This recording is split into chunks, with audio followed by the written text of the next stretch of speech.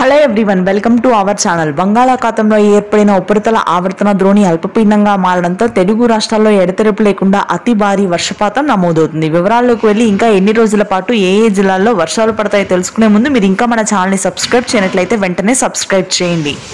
తెలంగాణలో ఎడతెరిపి లేకుండా కురుస్తున్న వర్షాల దాటికి రోడ్లన్నీ జలమయమయ్యాయి. చాలా ప్రాంతాల్లో ఇవాళ మరింతగా వర్షపాతం నమోదు కానుంది.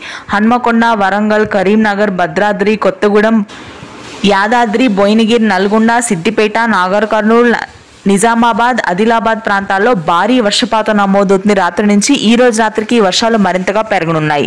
హైదరాబాద్ నగర ప్రాంతంలో ఎడతెరిపి లేకుండా కురిసిన వర్షాల దాటికి రోడ్లన్నీ చెరువులను తలపిస్తున్నాయి.